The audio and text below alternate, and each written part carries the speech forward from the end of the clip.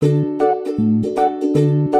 semuanya, Assalamualaikum. Kembali lagi di video reaction saya kali ini guys, oke? Mudah-mudahan semuanya sehat selalu.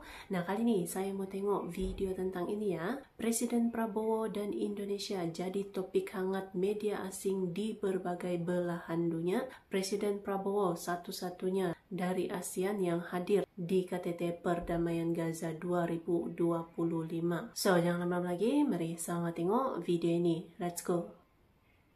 Indonesia's president, the only Southeast Asian leader who will be at that peace summit in Sharm el-Sheikh. There were about 20 world leaders present in Egypt for the Gaza summit, but one leader caught everyone's attention. Indonesia's Prabowo Subianto was the only leader from Southeast Asia to be invited for the summit.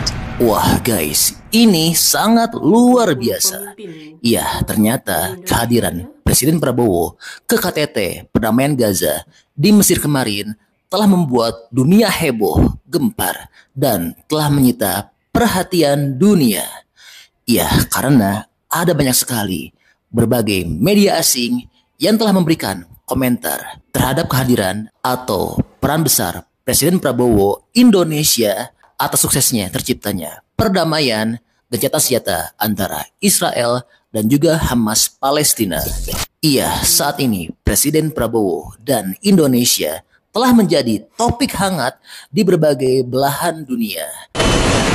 On Sunday, Mr. Prabowo instructed Indonesia's armed forces to prepare peacekeeping troops for potential deployment to Gaza. Namun di sini ada satu media yang akan kita ulas karena media tersebut telah bingung kepada Pak Prabowo, mengapa sih kok bisa ya negara kita yang letaknya sangat jauh dari Palestina dan juga Israel dan juga merupakan negara kepulauan, namun bisa menjadi kunci perdamaian antara Israel dan juga Hamas Palestina. The obvious question here is, why is an island country being made guarantor of peace in a faraway land? Dan juga media tersebut telah mengupas tuntas sisi positif dan juga sisi negatif atau kontroversi yang telah dialami Pak Prabowo pada saat di KTT kemarin. Iya, karena kemarin ada banyak media asing yang telah membocorkan kontroversi yang telah terjadi pada Pak Prabowo dan juga Donald Trump pada saat di KTT Perdamaian Gaza kemarin. Namun tetap saja dari sekian banyak berita yang telah beredar terkait Pak Prabowo dan juga Indonesia, berita-berita yang sangat positif lah yang banyak tersebar di dunia. Yang intinya Presiden Prabowo dan juga Indonesia saat ini sangat betul-betul diakui dan saat ini telah memiliki pengaruh yang sangat kuat di belahan dunia.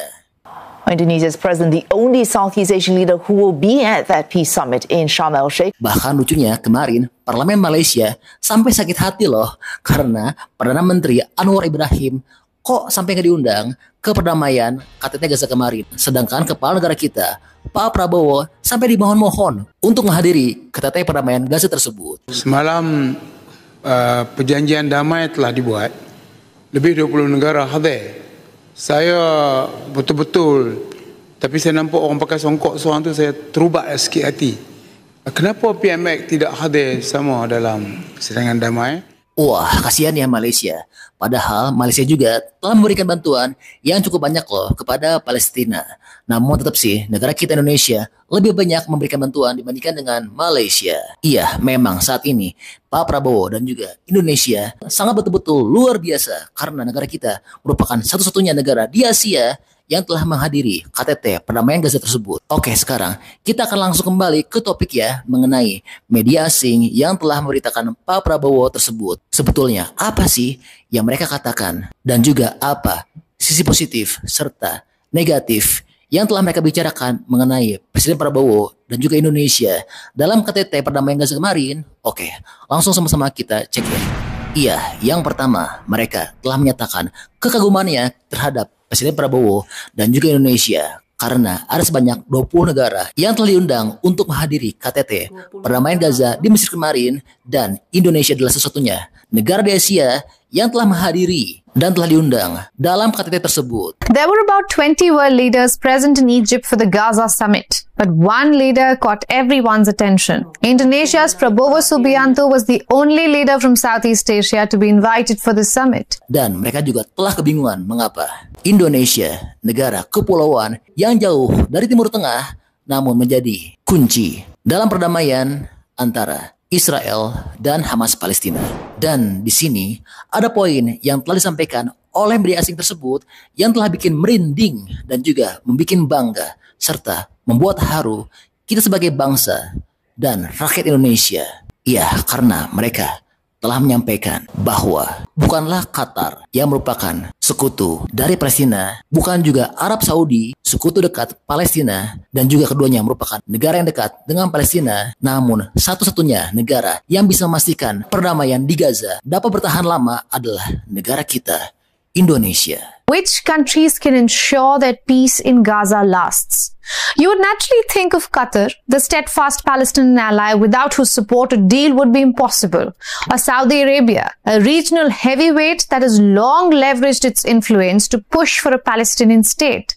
But last weekend, an unexpected call went out to Jakarta, inviting its president to the peace summit. Wah, sangat luar biasa ya.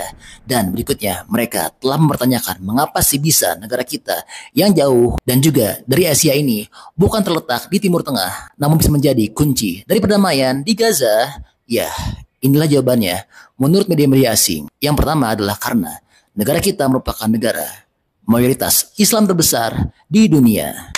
First and foremost, Indonesia is the largest Muslim majority country in the entire world. Dan oleh karena itu, suara kita Indonesia sangat bergema dan juga sangat didengarkan dan ditakuti oleh bangsa-bangsa asing sebagai negara mayoritas Muslim terbesar di dunia. Its voice resonates across the Islamic world, giving it moral authority when it comes to Palestinian issues.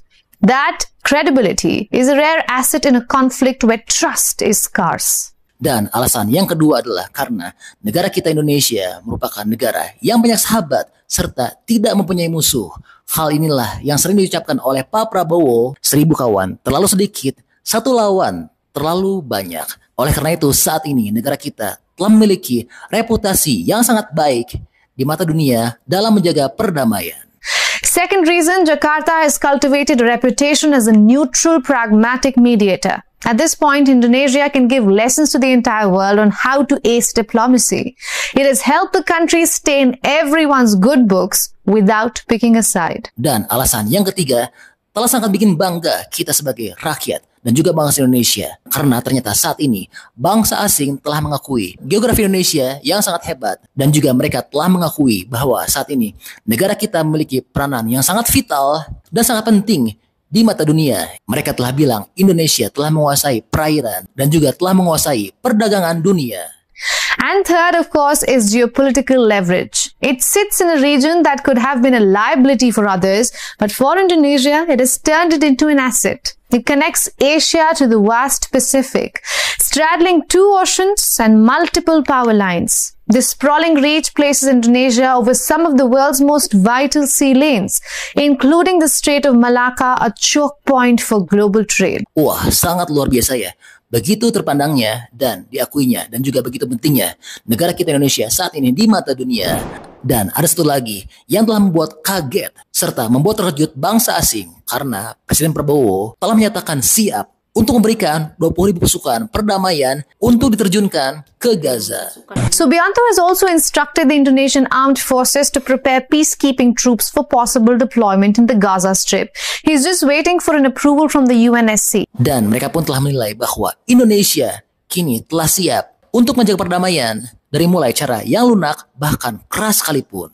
Jakarta is poised to become a power broker in conflicts far beyond Southeast Asia. The Gaza summit may just be the first of many instances where Indonesia leverages its soft power to shape hard power. Wah, luar biasa ya. Ya, jadi ini info update untuk tanah air. Nah, kalau teman-teman kira-kira bagaimana pendapatnya setelah mendengar dan juga menyaksikan video dari kami ini? Bantu ya, berikan pendapatnya di kolom komentar. Oke, makasih banyak udah nonton.